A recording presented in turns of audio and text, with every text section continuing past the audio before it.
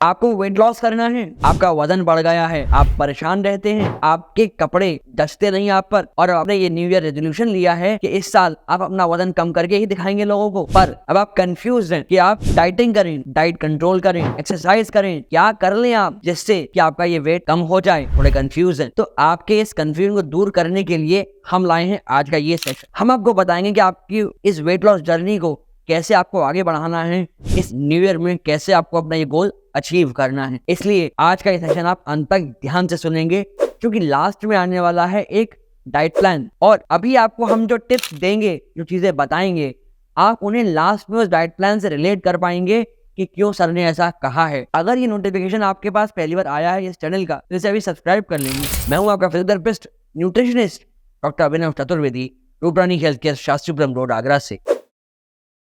आपकी इस weight loss journey में सबसे पहले आता है आपका मॉर्निंग रूटीन। इस मॉर्निंग रूटीन में आपको करनी चाहिए लगभग 2 से 2.5 किलोमीटर वॉक, जिससे आपका जो दिनचर्या है वो शुरू हो एक अच्छे नोट पर। अब आप सोचेंगे कि सर ये वॉक करने के लिए ही क्यों कह रहे हैं, जिम या योग करने के लिए क्यों नहीं कहा? तो उसकी वजह ये है कि जब आपका वजन ज्यादा है तो जाहिर सी बात है कोई भी एक्सरसाइज करने पर आपके जॉइंट्स पे लोड पड़ेगा। इसलिए वॉक एक ऐसी एक्सरसाइज है जो बहुत लाइट होती है, आपके किसी भी जॉइंट पे, मसल पे कोई अनावश्यक स्ट्रेस नहीं डालेगी। तो स्टार्टिंग आप करिए वॉक के साथ। जब 6-8 दिन हो जाएं, तब आप अपनी इस वॉक का जो डिस्टेंस है वो धीमे धीमे बढ़ाते चले जाइए। इसके साथ साथ आपको सुबह सुबह उठकर 1 गिलास गुनगुना पानी पीना है, और अगर हो सके तो उसमें आप आधा लेमन भी डाल सकते हैं। अब एक काम आप और करेंगे, शाम को खाना खाने के बाद एटलीस्ट हाफ एन आवर की वॉक भी ऐड कर दीजिए अपने डेली रूटीन में। आशा करता हूँ ये वॉक का जो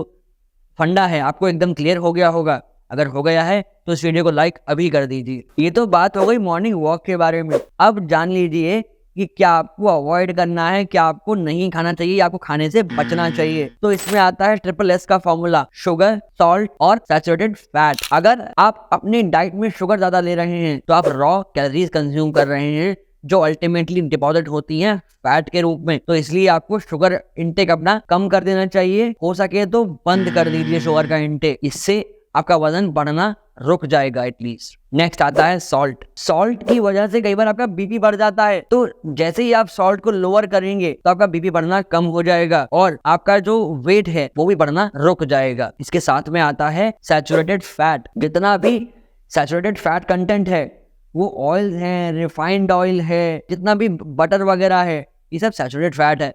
जब आप इसे कंज्यूम करते हैं तो आपका अल्टीमेटली वेट बढ़ने लगता है, क्योंकि ये सारा डिपॉजिट होता है आपकी बॉडी के अंदर, आपका वेट बढ़ता है। इसके साथ साथ आपको हर तरह के जंक फूड को अवॉइड करना चाहिए। इसके साथ साथ जो भी पैकेज्ड फूड आता है, जैसे आजकल कई सारी चीजें बाहर से ऐसी आती हैं कि जो हाफ कुक्ड होती हैं, आप उन्हें घर पे फ्राई करके खाते हैं, और आपको पता है कि ये कितनी कैलोरीज देते हैं, कितना आपको फैट देते हैं। इन सबको अवॉइड करिए। जितना भी तरह का पैकेज्ड फूड है उससे बचिए, और इसके साथ में जितने भी कार्बोनेटेड ड्रिंक्स हैं उनका कंजम्पशन रोक दीजिए, क्योंकि इनके अंदर बहुत ज़्यादा अमाउंट में कार्बन डाइऑक्साइड होती है, जो कि मिठास का जो फ्लेवर है, जो टेस्ट है, उसे मास्क कर देती है। साथ में जो एनर्जी ड्रिंक्स हैं, वे दावा करती हैं कि आपको ये एनर्जी देती हैं। देखिए, कुछ समय के लिए तो आपको ये एनर्जी दे देंगी, बट जैसे इनसे मिली हुई एनर्जी खत्म होगी, फिर आप एनर्जी डेफिसिट में चले जाएंगे, जिस वजह से आपको बहुत थकान महसूस होने लगेगी, आप कुछ कर ही नहीं सकेंगे। जो लोग नॉनवेज के शौकीन हैं, मैं उनसे ये रिक्वेस्ट करूंगा कि या तो नॉनवेज का कंजम्पशन बंद कर दें। अगर वो बंद नहीं कर सकते हैं तो एटलीस्ट उसे लिमिट कर दें, उसे 2 हफ्ते में एक बार थोड़ी क्वांटिटी में ही सेवन करें, जिससे उनके अंदर जो फैट की मात्रा है वो लिमिट हो जाए, उनका वेट लॉस होना शुरू हो जाए। अगर आपको भी कोई दुविधा लगती है अभी भी, तो आप कमेंट सेक्शन में अपना कमेंट हमें करिए, हम प्रयास करते हैं आपकी दुविधा को हल करने का। अब जान लेते हैं कि आपको अपनी डाइट में शामिल क्या करना चाहिए। हमने काफी कुछ तो अवॉइड करने के लिए कह दिया। आपको सबसे पहले तो अपनी डाइट में रफेज ऐड करनी चाहिए, जैसे कि सैलेड्स। जब आप सैलेड अपनी डाइट में ऐड करते हैं तो आपको एक फुलनेस की फीलिंग आती है।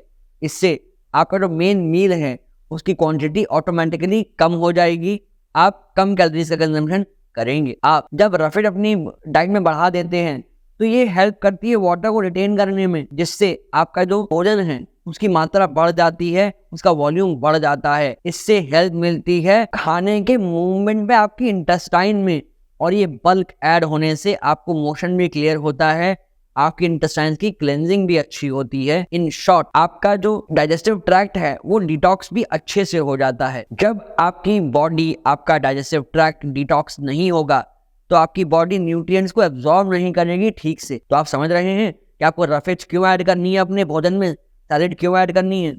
अब इसका तरीका क्या होता है, जितना आप अपना खाना रख रहे हो लगभग उतने ही बड़ी प्लेट में आप सैलेड रखिए अपने साथ। पहले वो सैलेड कंज्यूम करिए, फिर अपना मेन मील लीजिए, जिससे पहले आप वो रफेज ले लोगे तो पेट भर जाएगा, आपको आगे खाना खाने की ज़्यादा इच्छा होगी ही नहीं। इसके बाद एक्चुअल जो मील है उसका 75% ही कंज्यूम करिए। Suppose if you need 4 chapatis, आप 3 ही खाइए। इससे थोड़ा सा एम्प्टी स्टमक रहेगा ना तो आप कंफर्टेबल रहेंगे। और हाँ, सबसे बड़ी बात, आप लोग ये सोचते हैं कि आप अगर खाना नहीं खाओगे तो जल्दी पतले हो जाओगे।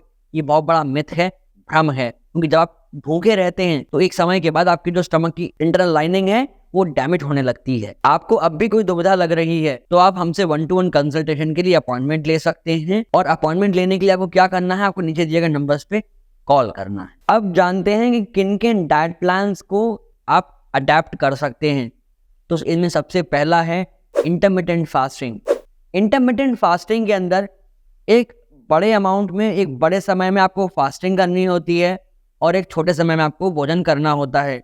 जैसे कि आप 14 घंटे की फास्टिंग कर सकते हैं, 10 घंटे में मील ले सकते हैं। अब इसमें सबसे बड़ी बात यह है कि जो फास्टिंग टाइम है उसका एक बहुत बड़ा मिथ है कि आपको उस समय कुछ नहीं लेना होता। ऐसा बिल्कुल नहीं है। आपका जो फास्टिंग टाइम है उसमें आपको अपनी बॉडी को हाइड्रेटेड रखना होता है प्रॉपर तरीके से, तो आप लिक्विड ले सकते हैं। अब रही बात मील टाइम की, तो ऐसा नहीं है कि आपको सिर्फ एक बार ही खाना है।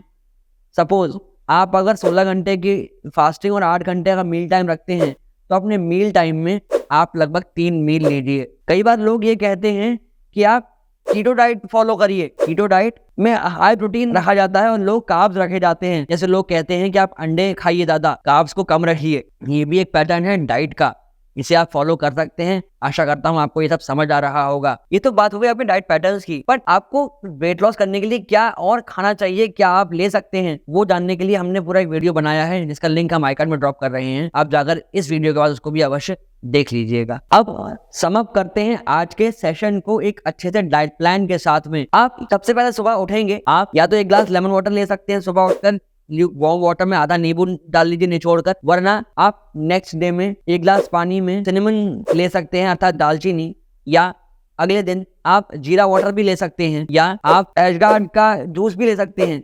कई तरह की चीजें हैं जो सुबह सुबह आप खाली पेट ले सकते हैं। इनके सेवन से निश्चित तौर पर आपका मेटाबॉलिज्म इंक्रीज होगा, बॉडी डिटॉक्स होगी। नेक्स्ट जो आपको करना है मॉर्निंग वॉक। आप गियर अप हुइए, अच्छे से कपड़े पहनिए ताकि आपको ठंडा लग जाए, आप बाहर निकलिए और अपनी वॉक शुरू करिए। आधा पौना घंटा, 1 घंटे की जो आपकी वॉक हो जाएगी, इसके बाद आप वापस आके शावर लेंगे और आप करेंगे ब्रेकफास्ट। इस ब्रेकफास्ट में आप लाइट खाना ले सकते हैं, वो स्प्राउट्स हो सकते हैं, वो चने हो सकते हैं। और ये किसी ने नहीं कहा कि आपको बीमारों का खाना खाना चाहिए।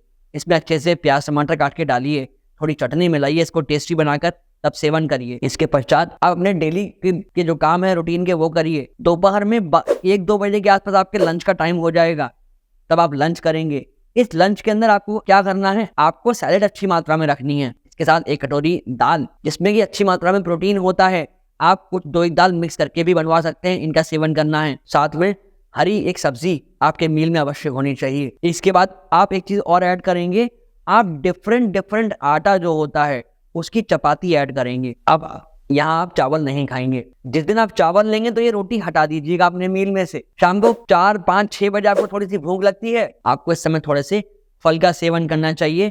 बट इस फल में ध्यान एक चीज का रखेंगे, ऐसा कोई फल नहीं लेंगे जिसमें कि ज्यादा शुगर कंटेंट हो। आप सेब का सेवन कर सकते हैं, आप एवोकाडो का सेवन कर सकते हैं, अमरूद का सेवन कर सकते हैं। इसके साथ अब हो गई है शाम, आपको अपना लास्ट मील दिन का लेना है। इस मील को आप 6-7 बजे तक ले लीजिए, क्योंकि आप अगर जितना लेट मील को लेंगे उतना ही खाना डाइजेस्ट होने में समय लगेगा और आप जाके सो जाओगे। जब सो जाओगे तो आपका खाना डाइजेस्ट तो हुआ नहीं, वो फैट के रूप में डिपॉजिट हो जाएगा, आपका वेट बढ़ जाएगा। अगर दूध पीने के शौकीन हैं आप तो सोने के लगभग 1 घंटा पहले अपना दूध का ग्लास ले लीजिए, उसे कंज्यूम कर लीजिए। और हाँ, इसके बाद आधा घंटा लगभग टहलना ना भूलिएगा। इसके बाद आराम से सो जाइए। आशा करता हूँ आपको ये डाइट प्लान और ये सारे टिप्स अच्छे से आज समझ आए होंगे। समझ आए हो तो इस वीडियो को हर जन तक, हर कलीग, आपके हर जानने वाले तक शेयर करिए। इसी उम्मीद के साथ आज हम आपसे विदा लेते हैं। फिर मिलेंगे किसी अन्य वीडियो में अन्य टॉपिक के साथ।